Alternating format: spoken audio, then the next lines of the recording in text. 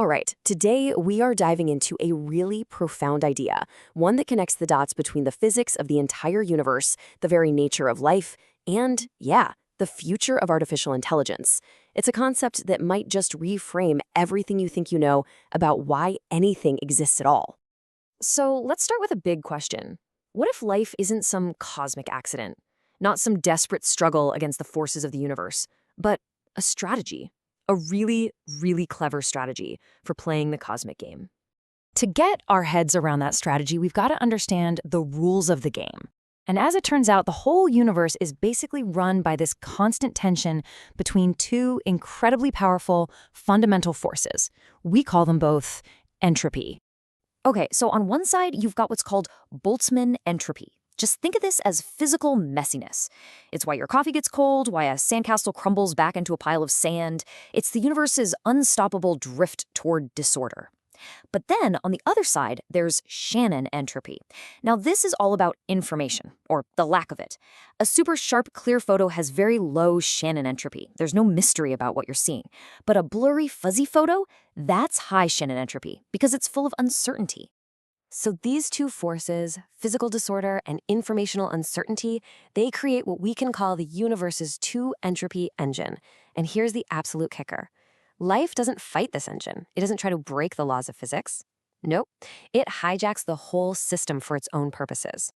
So how in the world does it pull off this cosmic heist? Well, all life, and I mean everything from a tiny bacterium all the way up to us, uses this brilliant accounting system. It's like double-entry bookkeeping for the universe. It's all about balancing the cosmic books by trading energy to buy information. And this quote just nails the whole transaction. Think about it. Every single time you learn something new, you're reducing your own internal uncertainty, right? You're lowering your personal Shannon entropy. But that aha moment isn't free. It has a real physical cost. You burn calories, you generate heat, and by doing that, you increase the total physical disorder, the Boltzmann entropy of the universe, just a tiny little. And this is happening constantly. It's a cycle.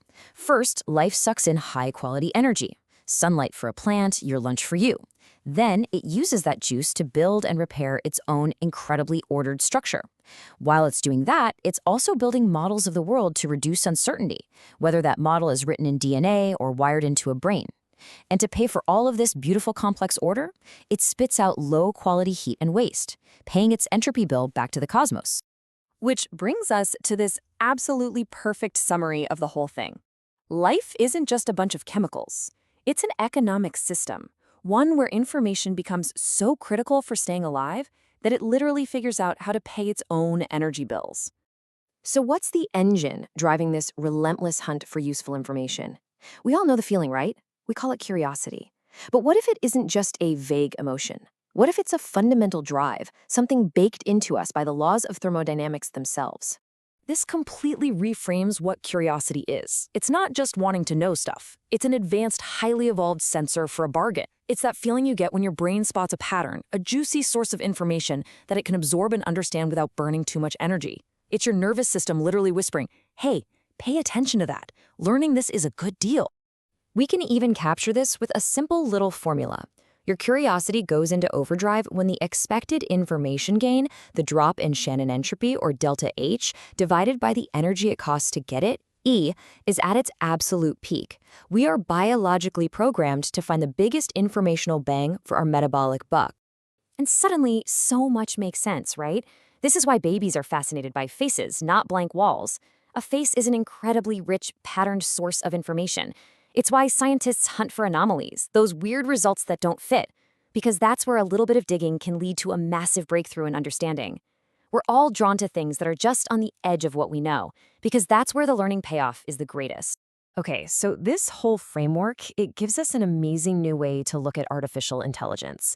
We've built these incredible machines that can do amazing things. But now we have to ask a deeper question. Are they truly intelligent? I mean, are they even alive? This quote just cuts right to the heart of it. Today's AIs, like the big language models, are phenomenal. But they're kind of like preserved brains in a jar. They're static. They learn a ton of stuff and then they're frozen. They don't have to work to exist. There's no hunger pushing them to be more efficient, no exhaustion that forces them to rest, and absolutely no existential pressure to survive. What's missing is what we can call the Boltzmann heartbeat. This is the real, messy, physical cost of being alive. For any living thing, every single thought, every action has an energy price tag. Making a mistake can be the end of you. Survival is something you have to earn, moment by moment, by managing this constant metabolic pulse. And if you put living systems and current AI side by side, the difference is just stark. For us, thinking is metabolically expensive. Forgetting isn't just a bug, it's essential mental cleanup, thermodynamic hygiene. Our sense of a coherent self is something we have to actively pay for with energy. For an AI today, the cost of a thought is basically zero. Forgetting is just data loss, and its coherence is just a statistical illusion, not a hard-won state of being. And survival? It's not even on the table. So this all leads us to the ultimate question, a real mind-bender we can call the living machine paradox. Can we actually build an AI that has to earn its own existence? An AI that is truly metabolically alive? Well, there are some speculative ideas out there, like this concept called VITA. And here, the goal shifts. It's not about making the AI smarter in the abstract. The number one goal is just survival. In a system like this, every single computation would have a real energy cost. Memory wouldn't be free. It would have to pay rent. And if it wasn't proving its worth, it would get deleted. Forgetting would actually become a critical survival skill, not a programming error. But building an AI like this slams us right into a massive dilemma, the AGI curiosity paradox. See, for an AGI to be truly useful, it has to be curious. It needs to explore and learn things beyond what we specifically taught it. But if that curiosity has no limits, no real-world costs or constraints, it could spiral out of control, becoming a runaway process that destabilizes everything. You know, biology figured out the solution to this paradox eons ago, and its solution is both brutal and incredibly elegant: metabolism and death. Our physical needs, our finite lifespans, our constant need for energy, those are the ultimate anchors. They keep our curiosity grounded in reality. As of right now, AGI has no answer for that.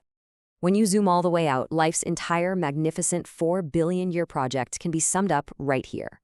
It's not magic, it's not breaking the rules, it's just physics, discovering a strategy for how to stick around. And that leaves us with a final, and frankly a pretty chilling thought. If we ever want to build a safe and stable artificial general intelligence, it has to learn this same deep lesson. It has to be bound by the same thermodynamic bookkeeping that binds us, because if it doesn't, an intelligence with no heartbeat, no skin in the game, and no consequences, well, that could become the most powerful and catastrophically efficient force for creating disorder this universe has ever seen. It's a heck of a challenge and one we absolutely have to get right. Thanks for digging into this with me.